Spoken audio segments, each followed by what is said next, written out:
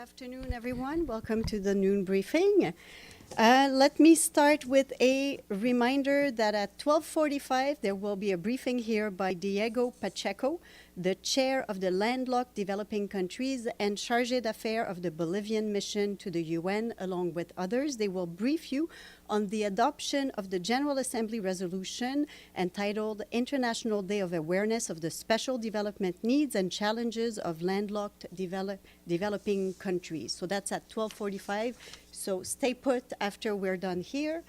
This morning, António Guterres became the first United Nations Secretary General to address Amnesty International's Global Assembly. He told the Assembly that powerful forces are ranged against human rights and against the international system built to protect and uphold them. The Secretary General said that the scale and scope of the humanitarian crisis in Gaza is beyond anything we've seen in recent times, and he spoke about the level of indifference and inaction we see by too many in the international community. The Secretary General said that the UN's heroic staff continue to serve in unimaginable conditions, while many are so numb and depleted that they say they feel neither dead nor alive. He said that the United Nations stands ready to make the most of a ceasefire to dramatically scale up humanitarian operations across the Gaza Strip, as we successfully did during the previous pause in fighting. Our plans are ready and they are finalized, he said. He once more called for an immediate and permanent ceasefire, the immediate and unconditional release of all hostages, immediate and unimpeded humanitarian access, and urgent, concrete, and irreversible steps towards a two-state solution. Our Deputy Secretary General, Amina Mohamed, will travel later today on behalf of the Secretary General to attend the second UN Food Systems Summit stock-taking moment, also called UNFSS+4, which is taking place from the 27th to the 29th of July in Addis Ababa. It is co-hosted by Ethiopia and Italy. 4 years since the 2021 UN Food Systems Summit, UNFSS+4 will serve as a platform to reflect on progress, strengthen collaboration, and unlock finance and investments to accelerate the transformation of food systems. While at the summit, Ms. Mohamed will meet with senior government officials, the private sector, civil society, youth, and other stakeholders to discuss priority actions to support food systems transformation and accelerate the progress on the Sustainable Development Goals. The Deputy Secretary General will then go on to Amman in Jordan to chair the annual regional retreat with UN resident coordinators from across the Arab region with a focus on advancing sustainable development in these countries. Ms. Mohamed will also meet with senior government officials to strengthen the UN-Jordan partnership and discuss priority actions to support the SDGs. The Deputy Secretary General will return to New York on August 2nd. Now turning to the situation in Gaza. Our colleagues with the Office for the Coordination of Humanitarian Affairs warn that conditions on the ground, which are already catastrophic, are worsening fast.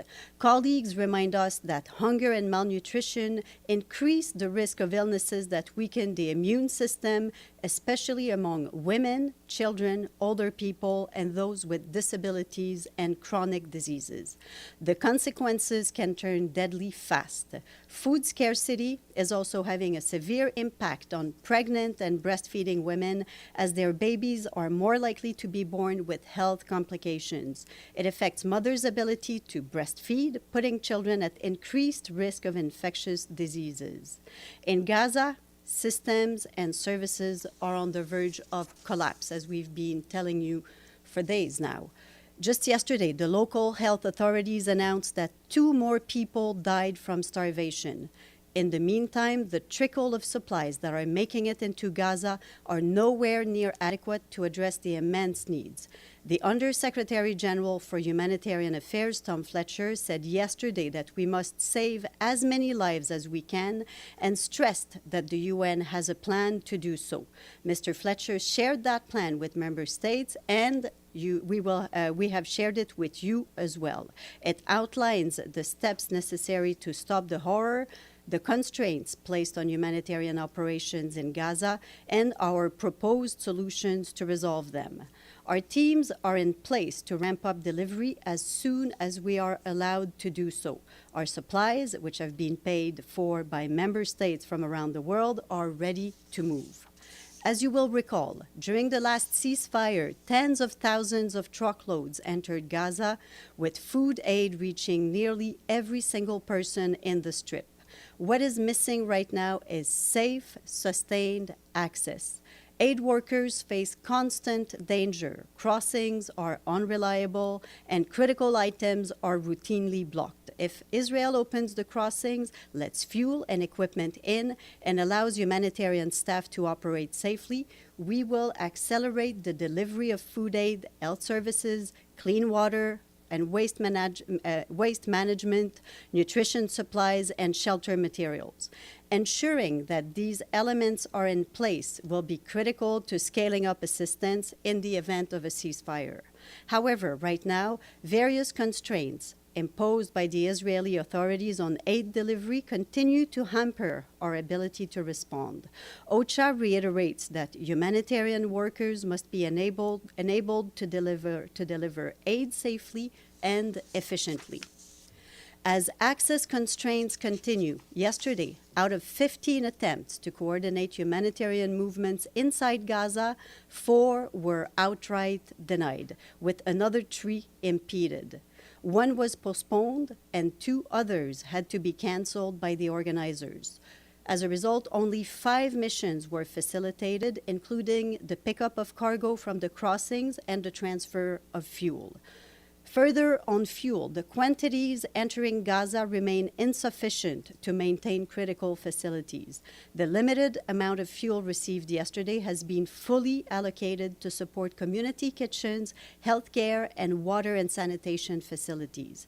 And in response to questions we have received, I can confirm that Tom Fletcher has written a letter to the head of the Gaza Humanitarian Foundation. In the letter, Mr. Fletcher reiterated that the UN stands ready to engage with any partner to ensure desperately needed humanitarian aid reaches people in Gaza.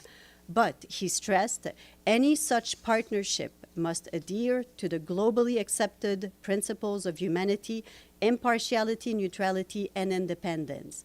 This means that aid must go where needs are greatest and without discrimination, and that we answer to civilians in need, not the warring parties. These principles are vital to fostering the community acceptance and trust that underpin effective humanitarian action. Mr. Fletcher said he welcomes dialogue on how to reach as many people as possible and alleviate widespread suffering without causing harm.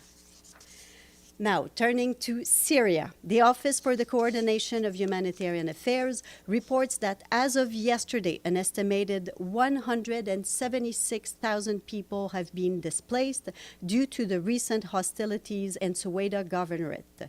This includes an increase in displaced people arriving in Damascus Governorate, in addition to those in Suwaida, Dara, and rural Damascus. We continue to work with our partners, including the Syrian Arab Red Crescent, to deliver assistance to those affected by the violence, but access, particularly to Suwaida, remains highly constrained. Meanwhile, in northern Syria, local authorities reported a large explosion yesterday at an ammunition depot in Marat Misrin town in Idlib Governorate. 6 people were killed and at least 140 others injured. That is also according to the local authorities. Syrian civil defense teams responded to evacuate people and transferred the injured for medical care, though secondary explosions in the vicinity have significantly hindered emergency response efforts. These latest developments underscore the urgent need to sustain large-scale humanitarian assistance in Syria. However, severe underfunding of the response is challenging those efforts. The resident and humanitarian coordinator in Syria, Adam Abdelmoula, yesterday launched an extension of our 2025 humanitarian appeal for the country. The plan requires $3.2 billion to support 10.3 million people in need through the end of this year. But to date, only $367 million have been received, representing less than 12% of the funding needed. Last year's response plan was only 37% funded, a steep decline compared to previous years. OCHA and our partners call on the international community to step up with timely, flexible, and predictable funding to help millions of Syrians rebuild their lives and future.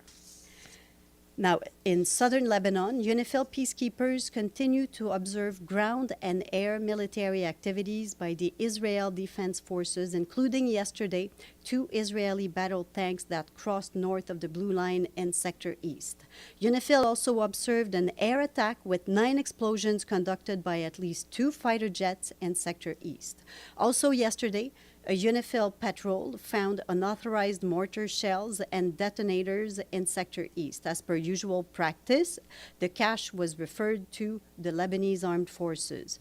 Peacekeepers also supported the Lebanese Armed Forces in collecting weapons and ammunition that had been discovered recently at locations in Sector West. On the 23rd of July, UNIFIL peacekeepers assisted the Lebanese Armed Forces in clearing 2 roadblocks in Sector West, enabling their deployment in that area. Peacekeepers also conducted 5 trainings for Lebanese Army personnel earlier this month, focusing on unexploded ordnance identification and handling. Last week, the peacekeepers, working in collaboration with an NGO, provided an unexploded ordnance awareness session for school children. This activity is critical as several southern Lebanese areas are littered with unexploded ordnance and improvised explosive devices following the recent hostilities. And you will have seen a statement we issued yesterday evening on the joint press statement on climate change at the China-EU summit.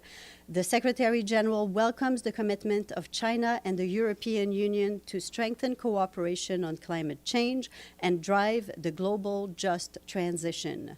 As 2 of the world's largest economies, the Secretary General said that he believes it is critical that China and the European Union continue to work together to ensure that COP30 in Brazil represents a major turning point in the global effort to address the climate crisis. The Secretary General reiterated his call to all G20 countries to present 2035 nationally determined contributions, the NDCs, that are economy-wide, cover all emissions, align with the 1.5-degree goal, and define a credible pathway to transition away from fossil fuels, as agreed at the first global stocktake. And this morning, as you saw, the Security Council held a briefing on Ukraine.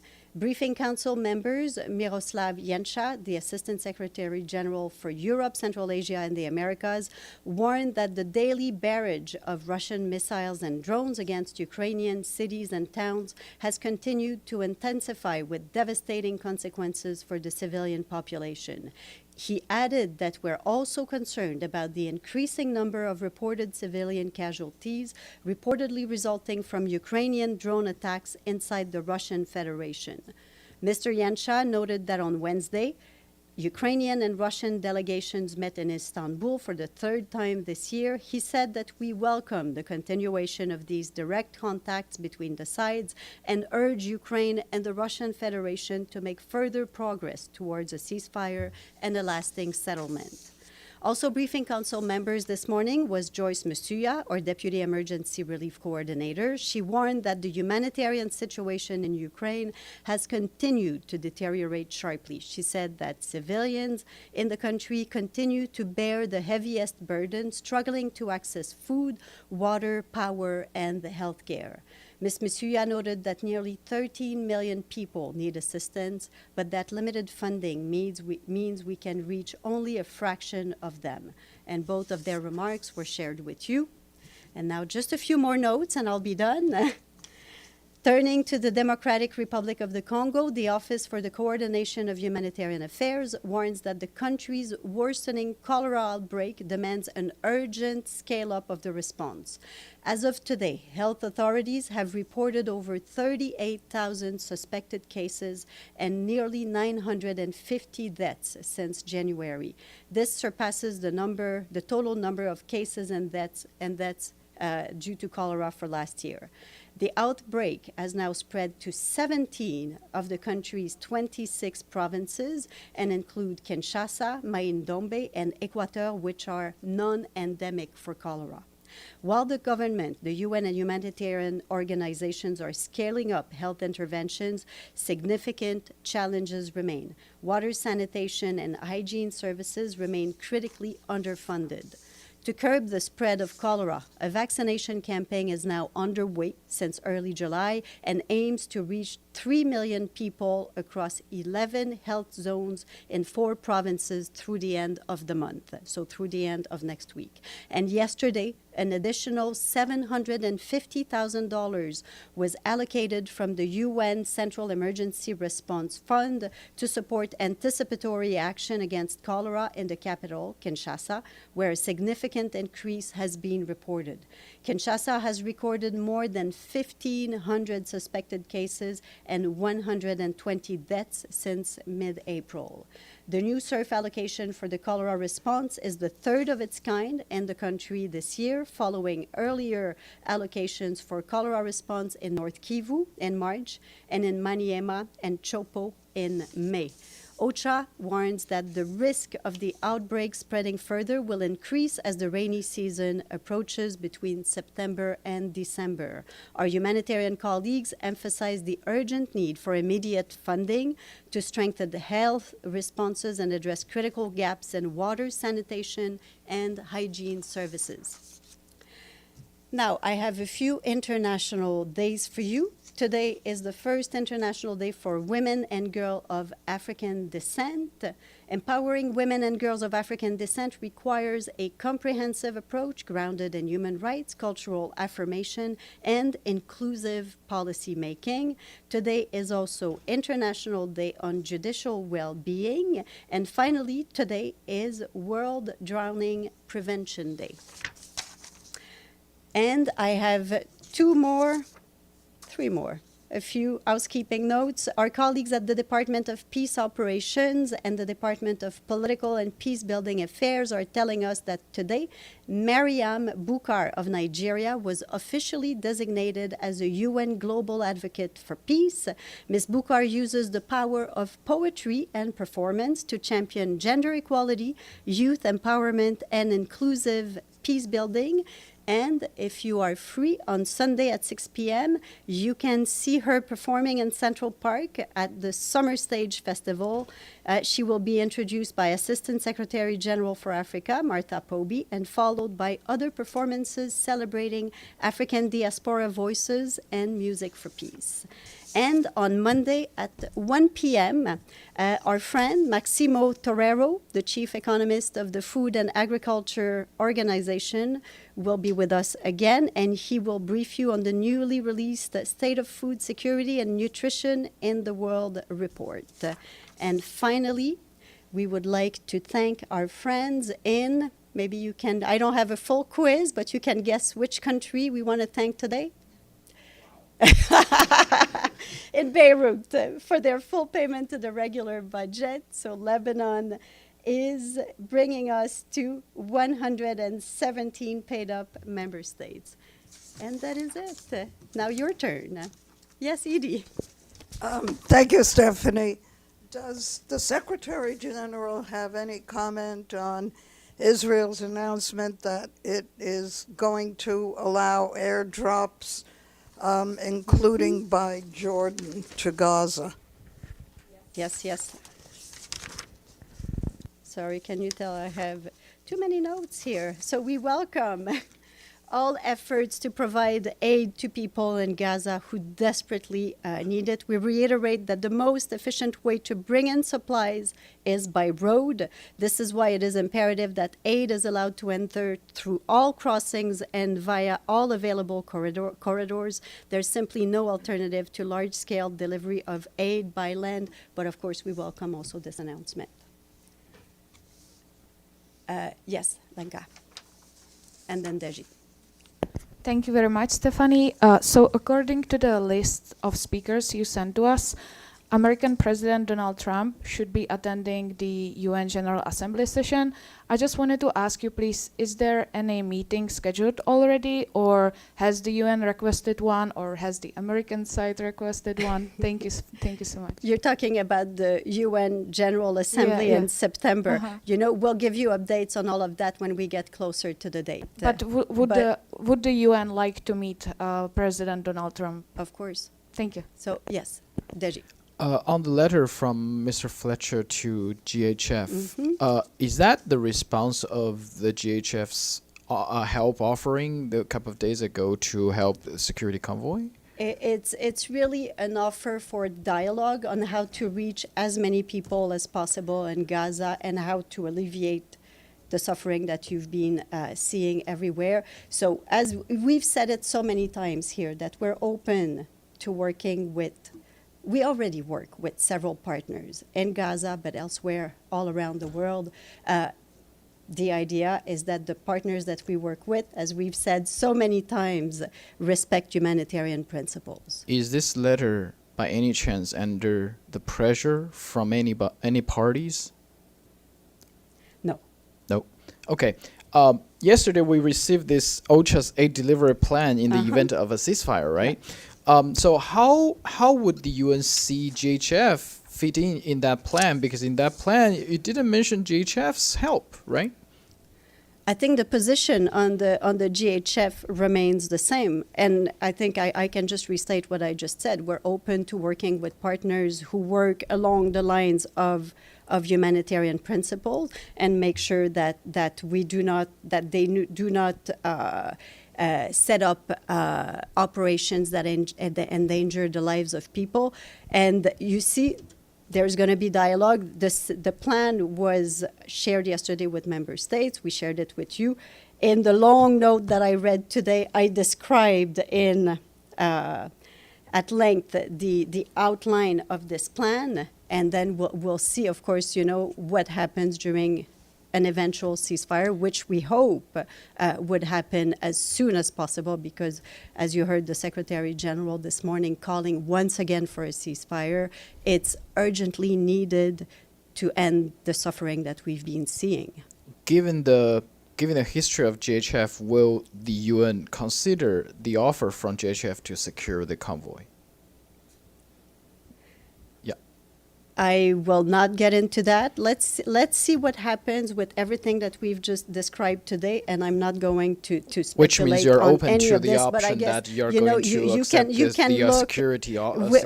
We have these principles where I think we've described here so often how aid is delivered and how we do not.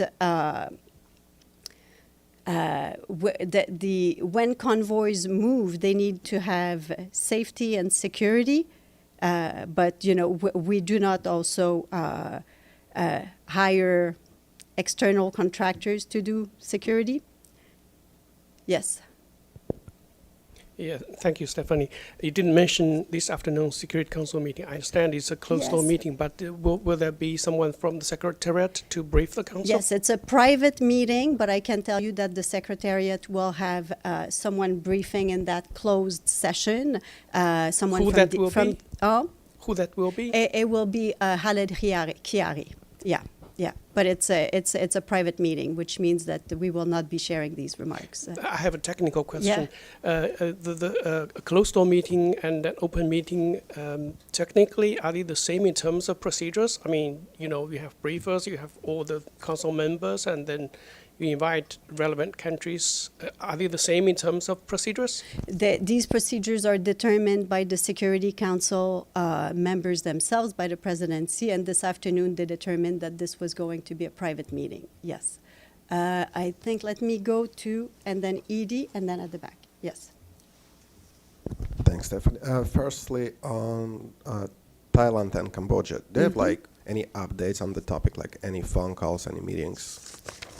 So the Secretary General continues to call for utmost restraint. I can tell you that from our humanitarian side, from our humanitarian colleagues, they confirmed with both Cambodian and Thai authorities that there have been civilian deaths and injuries.